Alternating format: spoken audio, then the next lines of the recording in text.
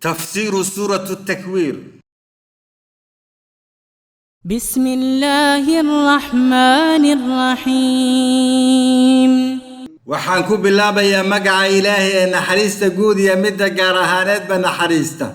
إذا الشمس كورت marka qorraxda la duubo, وإذا النجوم كدرت xidiguhuna daataan, وإذا الجبال سيرت buurahana la kaxeeyo, وإذا العشار عطلت geelii rimanaana la baylihiyo, وإذا الوحوش حشرت duurjoogtiina la kulmiyo, وإذا البحار سجرت badahana la kululeeyo, وإذا النفوس زوجت naf walbana jidhkeedii lagu lamaaneeyo, وإذا الموءودة سئلت gabdhihii iyagoo nool la xabaalayna la warsado, بأي ذنب قتلت maxaa dembi ah oo loo dilay. وإذا الصحف نشرت markii kutubta la fidiyo, وإذا السماء قشطت markii samada la rujiyo, وإذا الجحيم سعرت markii naarta jaxiimo la huriyo, وإذا الجنة أزلفت markii jannada la dhoweeyo, علمت نفس ما أحضرت waxay ogaan naftu waxay camal fashay.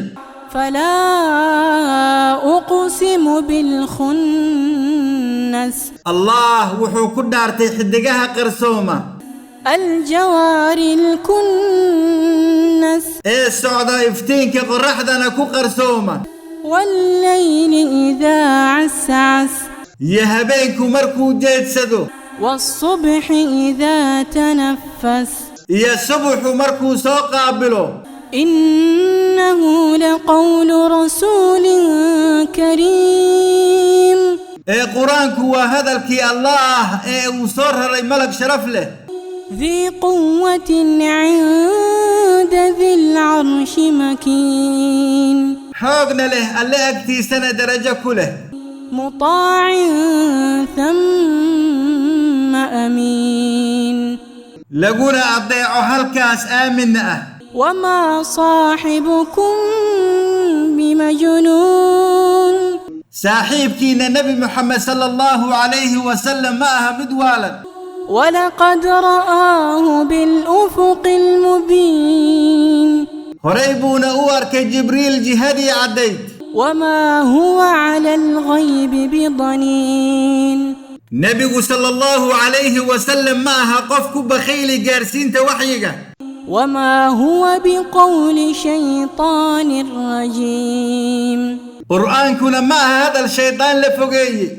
فأين تذهبون ee xaggeed gaaloy aadaysaan. إن هو إلا ذكر للعالمين qur'aankuna waxaan waanada caalamka ahayn ma aha, لمن شاء منكم أن يستقيم ruuxii doona inuu toosnaado. وما تشاءون إلا أن يشاء الله رب العالمين waxna ma dooni kartaan in allaha caalamku doona mooye. suuratu takwiir waa makiya, 29 aayadood ayayna ka kooban tahay, waana suuradda 81 ee tartiibta qur-aanka kariimka. suuratu takwiir waxay ka hadlaysaa awoodda allah subxaanahu wa tacaala. allah isaga abuuray wax walba, wuxuu doono ayuuna samaynayaa. qiyaamadu markay timaado wuxuu muujin allah subxaanahu wa tacaala calaamooyinkiisa waaweyn, iyadoo qof walba la tusin wuxuu camal falay, kadibna laga abaalmarin qof walba wuxuu shaqaystay.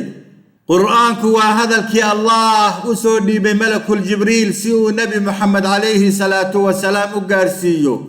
nebigeennuna sallallahu calayhi wasallam qur'aanka u gaarsiiyo caalamkoo dhan. nebigu sallallahu calayhi wasallam wuxuu ku caanbaxay ammaano, run iyo caqli iyo gaarsiinta xaqa sidii nebiyadii ka horreeyey.